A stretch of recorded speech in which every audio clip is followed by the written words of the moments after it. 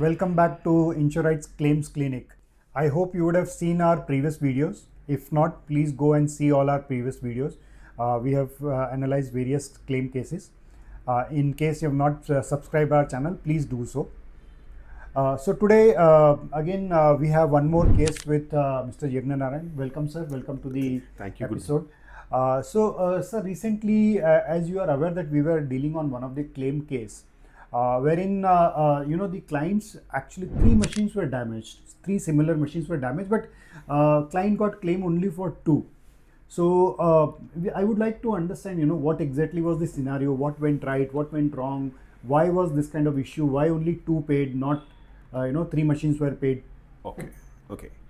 It's a very classic case. I mean, where what has happened was 3 equipments of same make were damaged. I mean, let me introduce. This is a machinery breakdown claim. It is not a fire claim. Since it's a machinery breakdown, this breakdown happened each of the machines broke down various times. Okay. But within the policy period. Now, what had happened when they lodged the claim, surveyor went and they examined the losses, and as per the document requirement, surveyor asked for the purchase invoice of all the 3 machines. Now, they gave one purchase invoice, which was a very lengthy one. See, this equipment has a multiple parts. The command that was assembled in the premises. So, we were under the impression this purchase invoice was covering 3 equipments. Now, we should also understand one thing. They have insured only 2 equipments. They are not insured 3 equipments. Now, the challenge for the surveyor was which equipment is covered, which equipment is not covered, the identity of the machine. Just to add for the audience here, that machinery breakdown policy, MBD policy, is particular machine based policy. If you are declaring that machine, so a particular list of the machines has to be given along with the identity of each machine. Only those machines will get covered in the policy. Anything additional above this machine will not be covered. Yes. So that list is very, very important. So what sir is trying to say, only 2 machines were declared. Now out of 3 claims, 3 machines claims, only 2 machines were declared. Yeah. Yes. So you can continue. Now he has to identify which the purchase invoice is giving certain details. But surveyor clearly told that this purchase invoice pertains to not 3 machines, it was pertaining to 2 machines. When there was a lot of discussion surrounding it, and surveyor cleanly explained. Now then we got back to insured. We explained that surveyor is saying that there is only 2, this purchase invoice is covering only 2 machines. What about the purchase invoice of the third machine? Then they told that they got that machine as an extra free machine. Probably they are a big company, they might have they bargained probably in that way. Instead of discount, they could have got an extra get one machine. Free kind of. They could have got an extra. Now, the question here was, what happened to the third machine? Why they did not include the third machine in insurance? Now, this when we analyzed it, we go into their insurance own, their accounting system. See, the accounting system basically will capture the financial transaction. It mainly captures the financial transaction, then it refers to that invoice number. The insured has relied on their financial records to arrive at the value for insurance. Probably this third machine would have been added in their asset register. It would have figured in their inventory. So while giving value for insurance at the time of renewal, since they have relied only on their accounting or financial system, and they have not cross-verified it their asset register, they missed including that. So practically the third machine was not added into their asset register at all. Or they have not referred to the asset register while giving insurance, while giving value for insurance. They should ideally reconcile it. They should have looked at it both. Probably they have relied only on their accounting records. See, here what would have happened, this particular customer, the finance team is interacting with this. And finance team will be really relying only on their financial records. The numbers. They are not aware. Had they gone into their engineering section or whoever is handling the stocks and equipments, probably they would have given a different list. So practically here, what amount client should have given? Because third machine is free. On 2 machines, I can attach a price, say 2 machines I got for 50 lakhs and third machine is free. So 25 lakhs, 2 machines, and the third machine is free of cost. Now, how do I ascertain the value of the third machine? Because practically I have not paid anything. You have not paid it, but we know. See, it is a same make or same model. So whatever value they have taken for that, for the two machines, if it is 25 lakhs, they could have taken the 25 lakhs for this.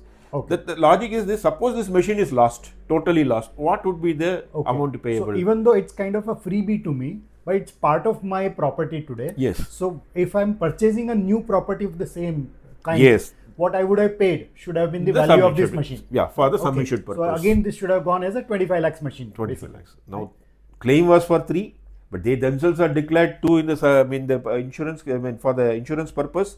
So now what has happened is they have lost about 10 or 12 lakhs of claim amount. A simple management or simple process within their system would have helped them to cover this damage also. This is what we have many times we have seen. This is one case.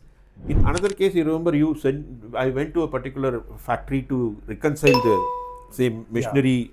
They had given some list. It was not very clear. We went to check the identity. When I went there, they had many more new equipments which they have not insured. The problem here is, see, as a customer, we know that practically we know that insurance is there, comes very, I mean, it doesn't even strike it's not them. that important. They are more concerned with their accounting part of it, getting it done, because it has got other implications. So when we asked them why you did not include those machines also, they were saying, one, they said that it is covered under warranty. Okay, warranty is fine, but what about fire? See, not that warranty covers everything. Correct. So what about the fire? So they were not able to answer it. So the problem there is somebody is maintaining the accounts register, finance register, somebody is maintaining the inventory register. There is no reconciliation between that. If we give a submission here in this case, is ki, if the client would have maintained whatever assets they have, okay, it should have been maintained in a proper register with whatever perceived value of that. Yes. If it is a free, if it has a proper tag attached to it, then it will go according to that. But if there's no tag attached, at least it should have been part of the complete asset register. Yeah. That should have been the best Yes. scenario, right? See, probably they should reconcile both with their accounting records and the inventory asset records. Both should be there. Now, we do not, generally we can expect, what would have happened is, in inventory records will tell which has been removed from the system. They will normally they'll strike it. If they have sold it, if they scrapped it, inventory record will show that. Accounting records will not show that. Yeah. But like something like this, which they got something extra as a gift or as per their terms, that will not figure in accounting records, but it will figure in the inventory records. So both they need to check it. Both should have been actually checked and then given it for insurance. So it is not only for insurance purpose. This is an activity which is good for them also. They are updated. Their records are updated. They know what is there and what is not there. So that's another advantage. Yeah. So this is correct in case when I'm buying a policy, I need to ensure that all my these asset register or my financial register are in place, and accordingly I buy a policy.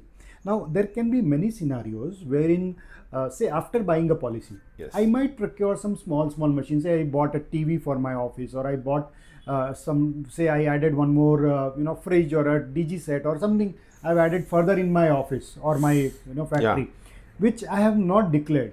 Now, is there any clause, or every time I buy a smallest of items, say for me 10,000 can be small, for somebody 1 lakh can be small. So do I need to come and declare every time I buy any product, or is there any provision to safeguard my these small purchases during the year after buying the policy? See, ideally these assets are they're going to be there in the system for a long time in the factory. So ideal situation is whenever they are capitalizing it, when they're bringing into the system, if there is a system to inform the insurance company, that's a very ideal scenario. But we also seen that, I mean, insurance does not take that priority. There is a possibility that they may overlook to inform the insurance company.